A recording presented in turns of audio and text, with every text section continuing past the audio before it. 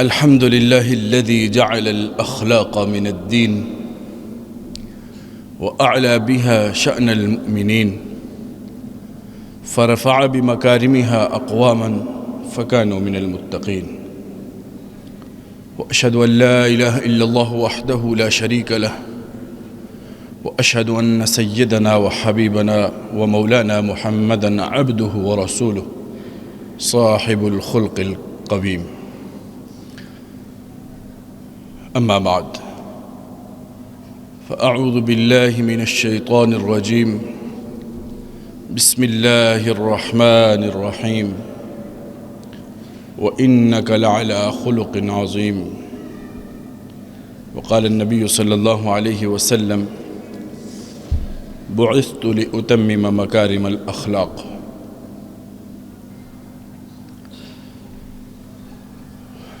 قابل قدر سامعین محترم، آج ہمارے معاشرے کے اندر جو معاشرتی بیماریاں پھیلی ہیں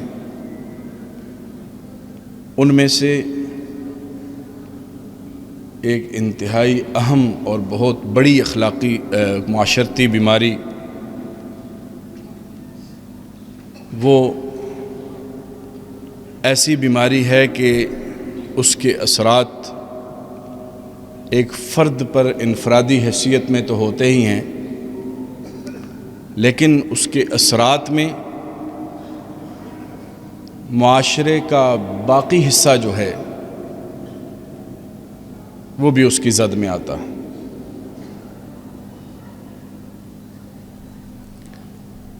اور وہ اس بیماری کو ہم عام الفاظ میں، انتہائی سہل الفاظ میں اگر کہیں تو بد اخلاقی،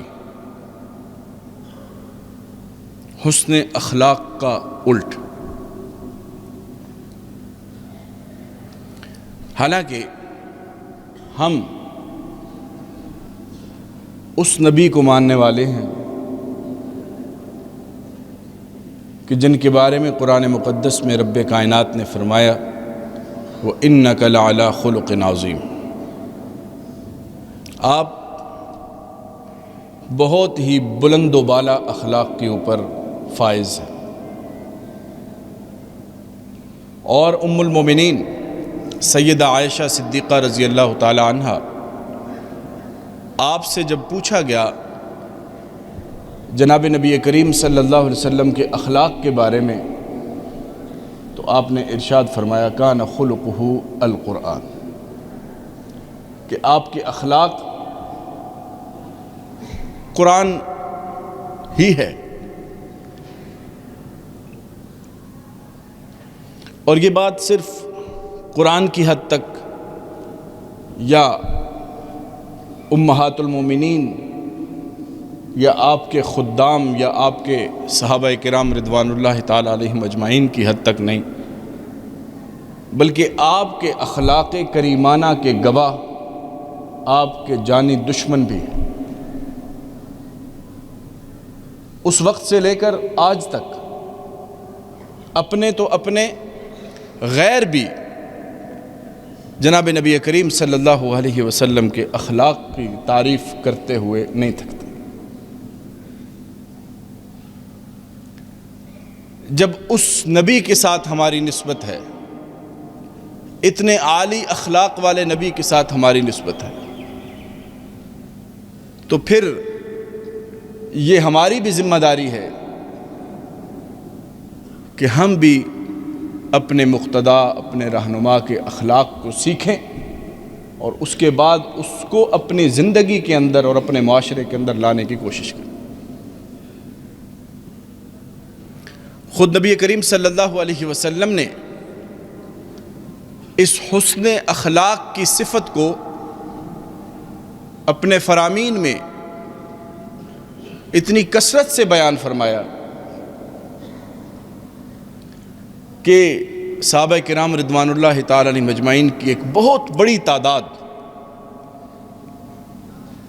آپ صلی اللہ علیہ وسلم کے اخلاق سے متعلقہ روایات کو روایت کرتی ہے۔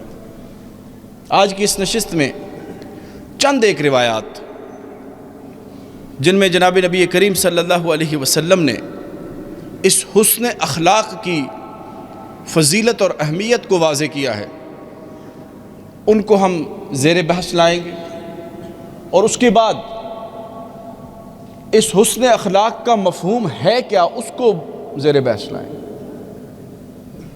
کیونکہ یہ بھی ایک بہت بڑا سوال ہے کہ حسن اخلاق ہے کیا، اس پہ بھی بات کرنی ہے۔ لیکن پہلے جناب نبی کریم صلی اللہ علیہ وسلم کا ایک فرمان جس میں آپ نے فرمایا، حضرت سیدنا ابو ہریرہ رضی اللہ تعالیٰ عنہ روایت فرماتے ہیں کہ جناب نبی کریم صلی اللہ علیہ وسلم نے ارشاد فرمایا، ان المؤمن لیدرک بحسن خلقہ درجۃ الصائم القائم، کہ مومن اپنے اچھے اخلاق کے ذریعے سے، اچھے اخلاق کے ذریعے سے راتوں کو جاگنے والے شخص کی طرح جو عبادت میں راتیں گزارتا ہے اور دن کو روزے رکھتا ہے اس کی درجے کو پا سکتا ہے، صائم اور قائم کے درجے کو پا سکتا ہے۔ صائم جو دن کو روزہ رکھے، قائم جو راتوں کا قیام کرے۔ صرف حسن اخلاق کے ذریعے سے انسان اس درجے تک پہنچ سکتا ہے کہ جس درجے کو نفلی روزے رکھ کر اور راتوں کو نفلی قیام کر کے لوگ پہنچتے ہیں۔ اسی طرح حضرت عائشہ رضی اللہ تعالی عنہ روایت فرماتی ہیں کہ جناب نبی کریم صلی اللہ علیہ وسلم نے فرمایا کہ یہ حسن اخلاق جو ہے اس کا صرف فائدہ اخروی اعتبار سے نہیں ہے، یہ مفہوم عرض کر رہا ہوں، روایت آگے پڑھتا ہوں، اس کا فائدہ صرف اخروی اعتبار سے نہیں ہے بلکہ دنیاوی زندگی کے اندر بھی انسان کو اس کے اثرات دیکھنے کو ملنا شروع ہو جاتے ہیں۔ مثال کے طور پر حدیث کے الفاظ ہیں، صلۃ الرحم وحسن الخلق وحسن الجوار یعمران الدیار ویزیدان فی الاعمار، کہ اچھے اخلاق، صلہ رحمی کرنا اور اچھا پڑوس، تین چیزیں، اچھے اخلاق،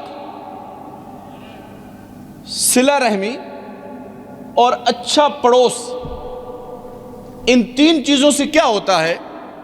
فرمایا یعمران الدیار، یہ گھروں کو آباد کرنے والی چیزیں ہیں، ویزیدان فی الاعمار، اور عمر میں اضافہ کرنے کا سبب ہے۔ آج ہر طرف جو ڈپریشن ہے، پریشانی ہے، کیوں؟ اس کا ایک بہت بڑا سبب بد اخلاقی ہے۔ حسن اخلاق سے انسان مزین ہو، ڈپریشن نہیں، ٹینشن نہیں، پریشانی نہیں، اضطراب نہیں، تناؤ نہیں، کیا ہوگا؟ انسان آسودہ اور خوشحال زندگی گزارے گا، اس کے نتیجے میں عمر میں برکت۔ اور جب پڑوسیوں کے ساتھ، ہمسایوں کے ساتھ اچھا سلوک کرے گا تو محلے کے اندر سکون اور رحمت۔ یعمران الدیار ویزیدان فی الاعمار۔ حضرت سیدنا ابو ہریرہ رضی اللہ تعالیٰ عنہ آپ فرماتے ہیں کہ جناب نبی کریم صلی اللہ علیہ وسلم نے ارشاد فرمایا، اکمل المؤمنین احسنہم خلقا، کہ مومنین میں سے کامل مومن کون ہے؟ کہ جس کے اخلاق اچھے ہیں، جس کے اخلاق اچھے ہیں۔ اس کی وجہ کیا ہے؟ اس نقطے پہ غور کرنے کی ضرورت ہے۔ انسان عابد ہو، زاہد ہو، عبادات کے اندر ہر وقت محو رہتا ہو، منہمک رہتا ہو، تو اس کا فائدہ اس کی ذات کو ہے۔ اخروی اعتبار سے بھی دنیاوی اعتبار سے. لیکن اگر اس کے اخلاق اچھے ہوں گے تو اس کا فائدہ اس کو تو ہوگا ہی ہوگا, معاشرے کو بھی فائدہ ہوگا, ارد گرد والے لوگ بھی اس سے فائدہ حاصل کریں. اس وجہ سے حسن اخلاق یہ شریعت اسلامیہ کا ایک بہت ہی اہم پہلو ہے. یہ چند ایک روایات صرف نمونے کے طور پر پیش کی ہیں کہ یہ کس قدر اہم ہے صفت. یہ ایسی صفت ہے جو اللہ کے برگزیدہ انبیاء کی صفت ہے, اور ان میں سے بھی سید دو عالم جناب نبی کریم صلی اللہ علیہ وسلم کی صفت ہے. آپ کے اخلاق قرآن والے ہیں, آپ کے اخلاق عظیم ہیں. یہ قرآن و حدیث کے الفاظ پڑھ رہا ہوں. اور پھر آپ فرما رہے ہیں کہ میری بعثت کس لیے ہوئی. کئی اور روایات ہیں, کئی آیات ہیں جن میں آپ کی بعثت کے مقاصد کو بیان کیا گیا. وہ سارے مقاصد آپ کی بعثت کے ہیں, لیکن اس روایت میں آپ فرما رہے ہیں کہ میں تتمیم مکارم اخلاق کے لیے آیا ہوں, یعنی اچھے اخلاق کی تتمیم کے لیے, تکمیل کے لیے آیا ہوں, تاکہ میں وہ معیارات بتا جاؤں امت کو کہ اچھا اخلاق کیا ہے, اس کا معیار کیا ہے, اس کا درجہ. آج کسی کے ساتھ مسکرا کے بات کر لینا, نیاز مندی سے مل لینا, اور ہونٹوں کے اوپر مسکرا کر بات کرنا اور ملنا, اور سامنے اس کے بڑی عاجزی اور نیاز مندی دکھانا, اس کا نام اخلاق رکھا گیا ہے. اس میں کوئی شک نہیں ہے کہ یہ اخلاق کا ایک جز ضرور ہے, لیکن اخلاق سارا یہ نہیں ہے. مکارم اخلاق صرف یہ نہیں ہے, اس میں اور بھی بہت سی چیزیں بیان ہوئیں. ام المومنین سید عائشہ صدیقہ رضی اللہ تعالیٰ عنہ, آپ سے منسوب ایک قول ہے کہ آپ نے فرمایا کہ مکارم اخلاق 10 چیزیں. کتنی چیزیں ہیں؟ 10 چیزیں ہیں جن کے بعد انسان یہ سمجھے کہ اگر یہ 10 چیزیں میرے اندر ہیں تو میں نے اخلاق کو اور حسن اخلاق کو اپنے اندر لایا ہے, اور اپنے آپ کو حسن اخلاق سے مزین کیا. یہ 10 کی 10 چیزیں مستقل طور پر ایک نشست کا موضوع ہو سکتی, لیکن ابھی چونکہ ہم مکارم اخلاق کی بات کر رہے ہیں, حسن اخلاق کی بات کر رہے ہیں, تو ہمیں اس کا پورا مفہوم معلوم ہونا چاہیے. پہلی چیز فرمایا کہ صدق الحدیث, سچی بات کہنا, یہ مکارم اخلاق میں شامل ہے. اب جو میں نے وہ بات عرض کی نا کہ نیاز مندی سے ملنا, خوش اسلوبے سے بات کرنا, مسکرا کر گلے لگانا کسی بھائی کو, صرف یہی اخلاق نہیں ہے, بلکہ صدق الحدیث, بات کا سچا ہونا, یہ بھی مکارم اخلاق ہے.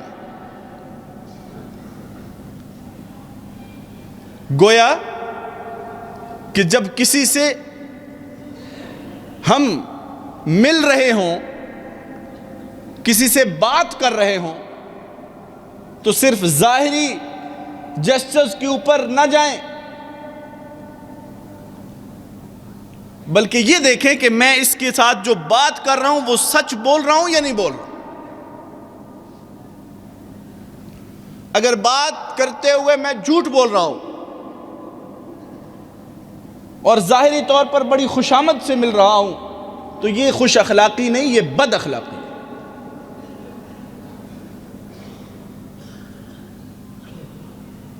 سامعین محترم, مکارم اخلاق میں پہلی چیز صدق الحدیث ہے.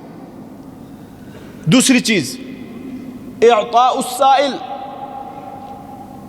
کوئی بھی سوالی آ گیا، کوئی بھی مانگنے والا آ گیا، یہ سائل کا مفہوم بڑا وسیع ہے، اس کا تعلق صرف بیکاریوں سے نہیں ہے، بلکہ کوئی رائے لینے آیا، کوئی مشورہ لینے آیا،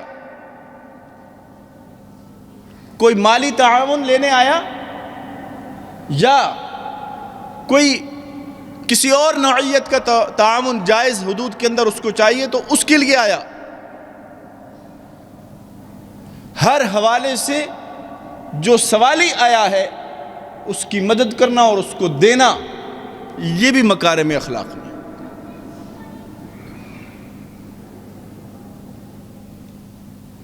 اس نقطے کے اوپر بھی ہم غور کریں اور اپنے رویوں کا تجزیہ کریں کہ ہم آپس کے اپنے درجے کے لوگوں کو یا اپنے سے بڑوں کو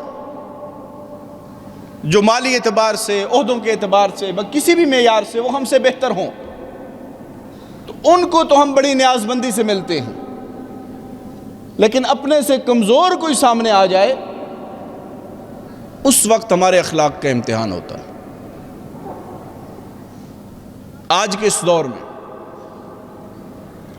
یہ پہلو بھی ہمارے سامنے ہے کہ گداگری ایک پروفیشن بن چکا ہے، ایک پیشہ بن چکا ہے، اور ہمیں بعض اوقات پتہ چل جاتا ہے کہ یہ بندہ پیشہ ور آدمی ہے، تو اس صورت میں بھی نہ دینا انسان کے اپنے اختیار کی بات ہے، لیکن بہرحال وہ سوالی ہے، اس سوالی کو جھڑکنے کا اختیار ہمیں نہیں ہے۔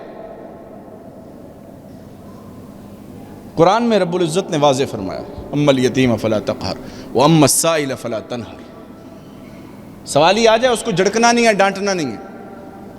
اگر پتہ ہو کہ یہ بندہ مستحق نہیں ہے تو ٹھیک ہے، قرائن کو دیکھتے ہوئے، احوال کو دیکھتے ہوئے انسان نے اندازہ لگا لیا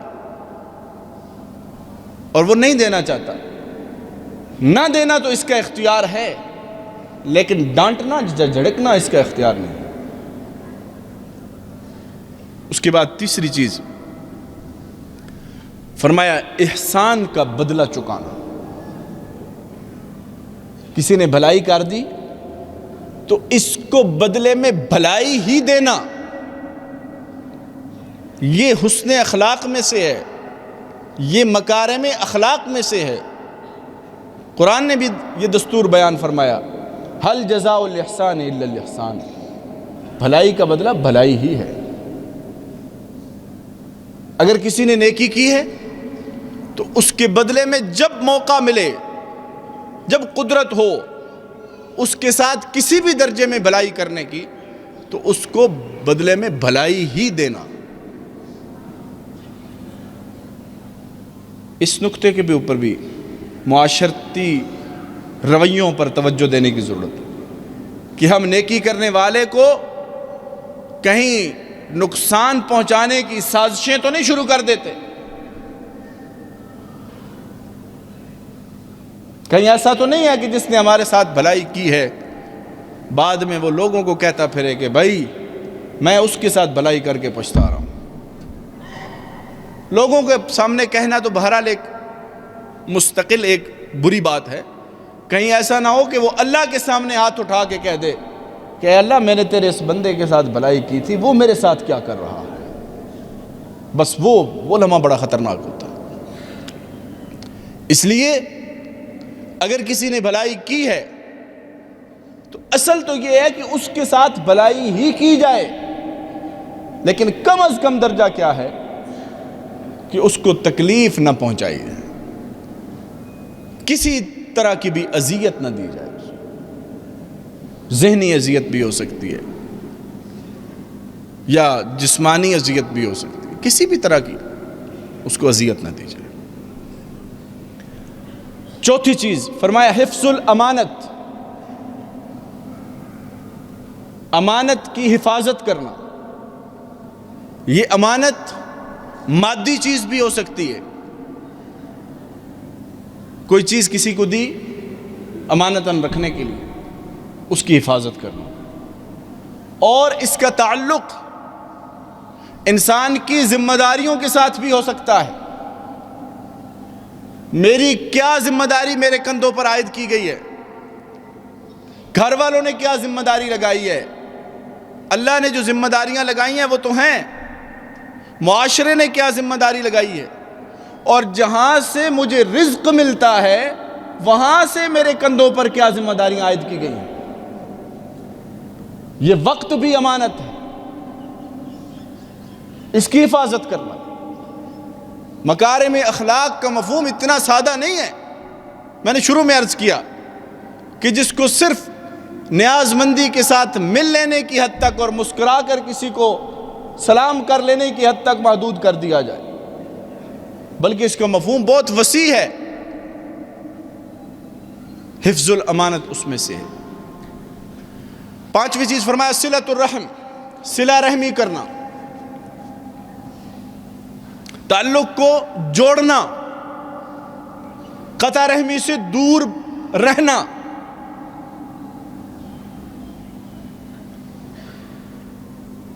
بلکہ ہمارے پیارے نبی صلی اللہ علیہ وسلم نے ہمیں جو اخلاق سکھائے ہیں ان میں تو یہ ہے کہ صل من قطعک واعف عن من ظلمک واحسن الی من اساء الیک، کہ تم تو اس سے بھی صلہ رحمی کرو جو تم سے قطع رحمی کرتا ہے، جو تم سے تعلق کو توڑتا ہے اس سے بھی صلہ رحمی کرو۔ اب ذرا دیکھیے، معاشرے کے اندر، گھر کے اندر، خاندان کے اندر، دفاتر کے اندر، مارکیٹ کے اندر، بازار کے اندر کتنے لوگ ہیں اور جی میری اس سے بول چال نہیں ہے، میرا اس سے سلام دعا نہیں ہے۔ یہ اختیار انسان کا اپنا ہے کہ وہ کس کو کس درجے کا دوست بناتا ہے، یہ اس کا اختیار ہے۔ کسی کے ساتھ ہمراضی کا تعلق ہے، قریبی دوست بنا لیا، اپنی چوائس ہے، لیکن کسی بندے کے ساتھ قطع رحمی کر لینا، تعلق کو توڑ لینا، اس کی شریعت نے اجازت نہیں دی۔ بلکہ وقت مختصر ہے، بہت ساری روایات آپ حضرات سنتے رہتے ہیں کہ اتنی برکتوں والی رات میں بھی فلاں فلاں کی بخشش نہیں ہوتی، ان میں ایک قطع رحمی کرنے والا بھی ہوتا ہے۔ اس لیے رشتہ داروں کے ساتھ، محلے والوں کے ساتھ، کلیگز کے ساتھ کم از کم درجہ یہ ہے کہ ان کے ساتھ سلام دعا کا تعلق لازمی رہے انسان کا۔ یہ منافرت، یہ دوری، یہ قطع رحمی، اس کو شریعت نے سختی سے ناپسند کیا۔ پھر فرمایا کہ ساتھی سے، اپنے دوست سے تکلیف کو دور کرنا، اور اس کو دور کرنے میں اپنی استطاعت کے مطابق کوشش کرنا۔ کسی بھی دوست کے اوپر کوئی تکلیف آ گئی، کوئی پریشانی آ گئی، اب بھلے اس نے ہمیں بتایا یا نہیں بتایا، ہمیں پتہ چل گیا کسی بھی ذریعے سے کہ ہمارے بھائی کے اوپر، ہمارے دوست کے اوپر تکلیف ہے، وہ پریشانی میں ہے، امتحان میں، آزمائش میں، تو اب یہ نہ تصور کرے کہ اس نے تو مجھے نہیں بتایا نا، بلکہ اپنی استطاعت کے مطابق اور استعداد کے مطابق اس کی تکلیف کو دور کرنے میں اپنا آپ لگا دیں۔ یاد رکھیے گا، مجلس میں تو ہم یہ آرگومنٹ دے کر وقتی طور پر فاتح بن سکتے ہیں کہ جی ہمیں پتہ ہی نہیں تھا، لیکن اس ذات کو تو پتہ ہے کہ ہمیں پتہ ہے۔ ہمارے دوست کو نہیں پتا کہ ہمیں پتہ ہے، لیکن رب کائنات جو یعلم خائنۃ الاعین وما تخفی الصدور، جو آنکھوں کی خیانت کو بھی جانتا ہے، سینوں کے رازوں کو بھی جانتا ہے، اس کو پتہ ہے کہ میرے اس بندے کو میرے دوسرے بندے کی تکلیف کا علم ہے، لیکن یہ اپنے آپ کو اس سے بچا رہا ہے، اس تکلیف کو نظر انداز کر رہا ہے۔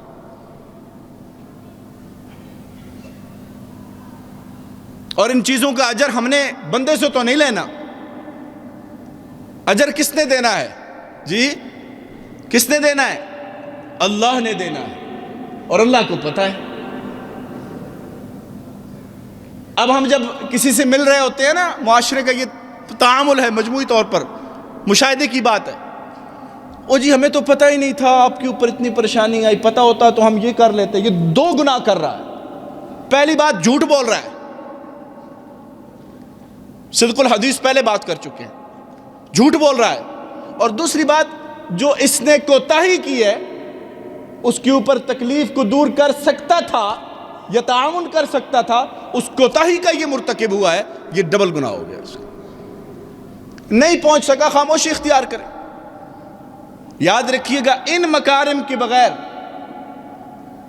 اگر کوئی کسی کی خوش اخلاقی ہے تو وہ عارضی ہوتی ہے، وہ مستقل نہیں ہوتی. ایک عرصے کے بعد لوگوں کو بھی پتہ چل جاتا ہے کہ اس کو واقعی نہیں پتہ چلتا.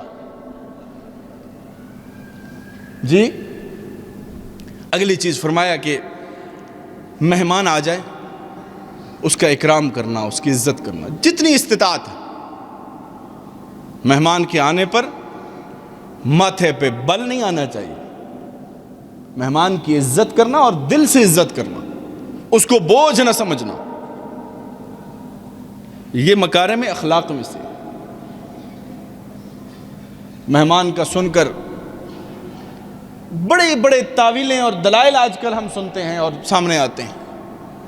لوگ بھی سوال کرتے ہیں کہ جی وہ اگر ہم مہمان کو کہہ دیتے کہ آپ آ جائیں تو گھر والوں کی کیا غلطی ہے کہ ان کو کام کرنا پڑتا اور ان کے اوپر خواہ مخواہ کا بوجھ ہوتا.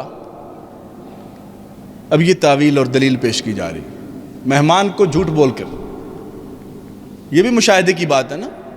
پتہ ہوتا ہے کہ مہمان پوچھ رہا ہے فون کر کے کہ آپ گھر پہ ہیں. اس موبائل کا ایک نقصان یہ بھی ہے کہ انسان گھر میں بیٹھ کر بھی کہہ رہا ہوتا ہے کہ جی نہیں ہم کہیں جا رہے ہیں یا ہم کہیں مصروف ہیں. مہمان کو وہیں سے اجازت ہے. مکارم اخلاق میں یہ بات شامل ہے کہ مہمان کی عزت کرنا، اس کی خدمت کرنا، اس کی جس قدر استطاعت ہو اس کا اکرام کرنا. اس کے بعد فرمایا کہ اپنے پڑوسی سے تکلیف کو دور کرنا. ایک تھا دوست، جاننے والا بھائی، کسی اور ساتھی، کسی بھی نسبت سے تعلق والا ہو، اس کی الگ حیثیت ہے، پڑوسی کی الگ حیثیت ہے. ہمسائے کے اوپر جو تکلیف آئی ہے اس کو دور کرنا. یاد رکھیے گا یہ وہ اخلاقی اقدار ہیں جن کا ہم بچپن میں یا ابھی بھی دیہاتوں میں اور دور دراز علاقوں میں ان اقدار کی پاسداری ہمیں نظر آتی ہے. بدقسمتی سے شہری زندگی کے اندر اور جس شہر میں ہم کھڑے اور بیٹھے ہیں، اس شہر میں خاص طور پر اس پہلو کے اوپر بہت زیادہ توجہ کی ضرورت ہے کہ ہمارے ہاں پڑوسی کی تکلیف کو دور کرنا تو دور کی بات، ہمیں بعض اوقات اس کی تکلیف ہی اچھی نہیں لگ رہی ہوتی کہ اس کی وجہ سے ہم ڈسٹرب ہو رہے ہیں. یہ شکایات سامنے آ چکی ہیں اور آ رہی ہیں کہ ہمارے ہاں خوشی تھی جی انہوں نے برابر میں رونا ڈال دیا ہے اور ہم متاثر ہو رہے ہیں. حق تو یہ تھا کہ ہم اپنی خوشی کو بھی، خوشی تو بندہ آگے پیچھے کر سکتا ہے، کوئی شادی کا موقع ہے اس میں تقدیم تاخیر ممکن ہے، لیکن اگر ایسا فیصلہ ہے جو اللہ کی طرف سے ہے، موت کا فیصلہ اللہ کی طرف سے اور بیماری کا فیصلہ اللہ کی طرف سے اور کوئی پریشانی ہے اس کا فیصلہ اللہ کی طرف سے.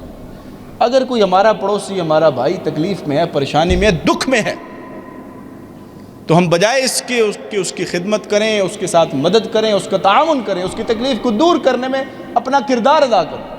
ہمیں اس پہ پریشانی شروع ہو جاتی ہے کہ یہ کیوں ہوا ہے جی. پہلی بات تو یہ کرنی چاہیے کہ اللہ کا شکر ادا کرنا چاہیے کہ اللہ کریم نے ہمیں اس تکلیف سے اس وقت بچایا. بلکہ حدیث میں وہ دعا بھی سکھائی گئی ہے نا کہ جب کسی پریشان حال کو دیکھو، تکلیف والے کو دیکھو، بیماری والے کو دیکھو، تو یہ دعا پڑھا کرو کہ الحمدللہ الذی عافانی مما ابتلاک بہ وفضلنی علی کثیر ممن خلق تفضیلا. اللہ کا شکر ادا کیا کرو کہ اللہ کریم نے ہمارے اوپر ساری تعریفیں اس ذات کے لیے جس نے ہمیں اس تکلیف سے بچایا جس میں ہمارا یہ بھائی اس وقت مبتلا ہے۔ عافیت ہمیں ملی ہے تو اس پہ اللہ کا شکر ادا کرنا چاہیے، نہ کہ دوسروں کے شکوے شروع کرتے۔ تو پڑوسی سے تکلیف کو دور کرنے میں اپنا کردار ادا کرنا، یہ بھی مکارم اخلاق میں۔ اور آخری چیز فرمائی کہ ان سب کی بنیاد اور سب سے اہم چیز حیا ہے، وعلی رأسہن الحیا۔ حیا، اس کو حدیث پاک میں اللہ کے نبی نے ایمان کا ایک شعبہ قرار دیا، الحیاء شعبۃ من الایمان۔ اتنی اہم چیز ہے کہ انسان کے اندر حیا کا، پاک دامنی کا عنصر موجود ہو۔ اب یہ جو چیزیں بیان ہوئی ہیں، یہ ساری کی ساری کا مجموعہ جو ہے وہ اخلاق ہے۔ اگر ان صفات کو اپنے اندر انسان لائے گا تو اب اس کو یہ اپنے بارے میں گمان کر لینے کا حق ہے کہ ہاں میں خوش اخلاق بندہ ہوں، ورنہ لوگ کہتے رہیں کہ فلاں آدمی بڑا خوش اخلاق ہے۔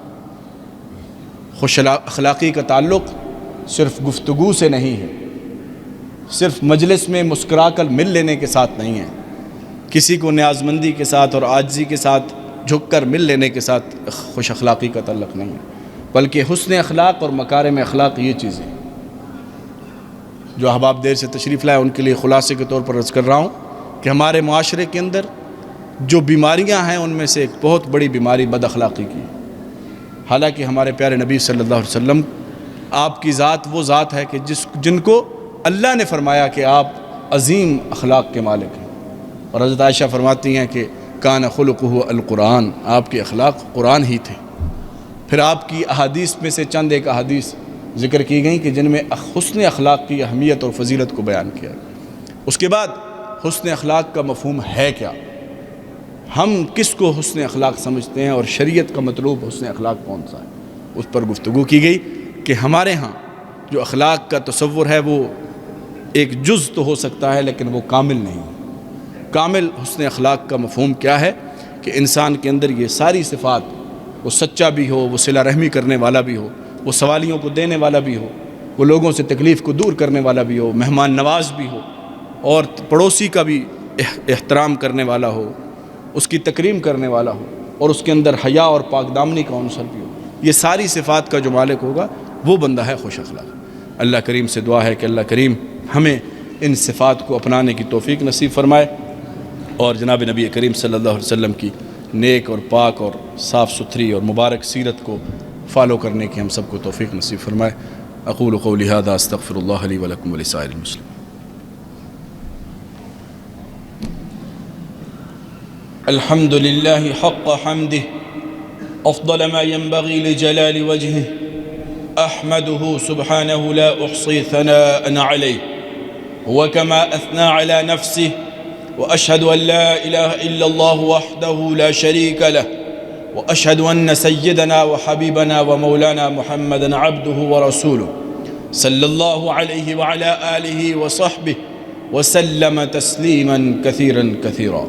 أما بعد، فيا أيها الناس اتقوا الله حق تقواه، فربكم أهل التقوى وأهل المغفرة.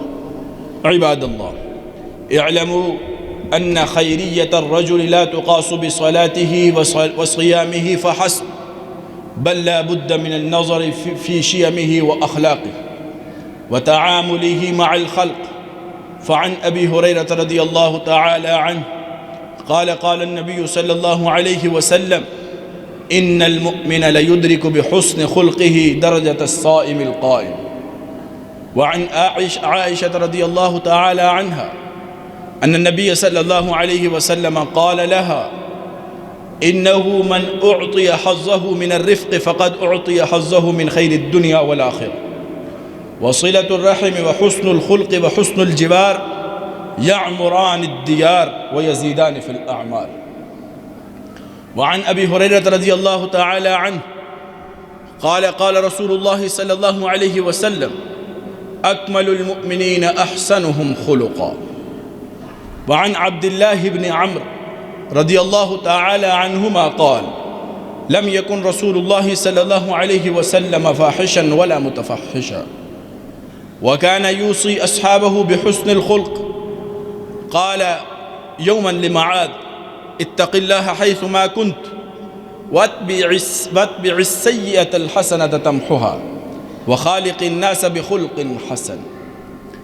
فعلينا يا عباد الله أن نحسن أخلاقنا ونعامل الناس بالخلق الحسن ونحب لهم ما نحب لأنفسنا. ففي الحديث قال النبي صلى الله عليه وسلم لا يؤمن أحدكم حتى يحب لأخيه ما يحب لنفسه. أقول قولي هذا أستغفر الله لي ولكم ولسائر المسلمين واستغفروه إنه هو الغفور الرحيم.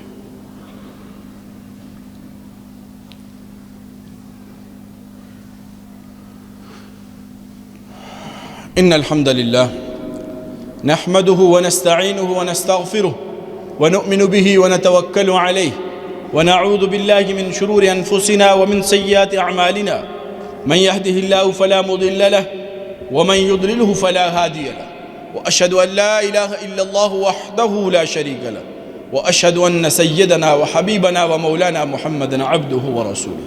أما بعد فأعوذ بالله من الشيطان الرجيم. بسم الله الرحمن الرحيم.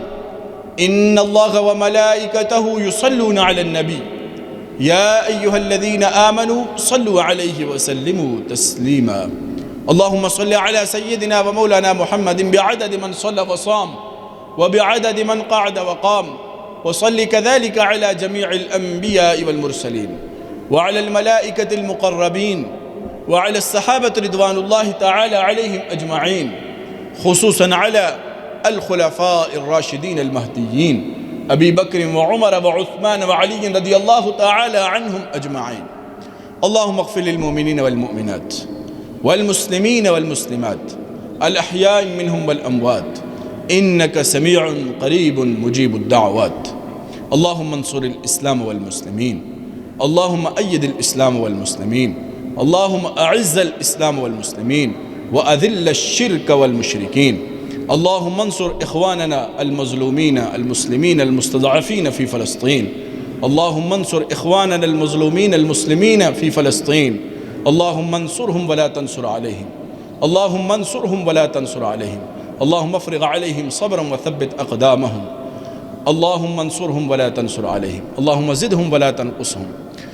اللهم أعطهم ولا تحرمهم. اللهم اشف مرضانا ومرضى المسلمين. اللهم اشفنا وارحمنا كله. اللهم طهر قلوبنا من النفاق وأعمالنا من الرياء وألسنتنا من الكذب وأعيننا من الخيانة إنك تعلم خائنة الأعين وما تخفي الصدور. عباد الله رحمكم الله إن الله يأمر بالعدل والإحسان وإيتاء ذي القربى وينهى عن الفحشاء والمنكر والبغي يعظكم لعلكم تذكرون. اذكروا الله يذكركم وادعوه يستجب لكم وأقم الصلاة.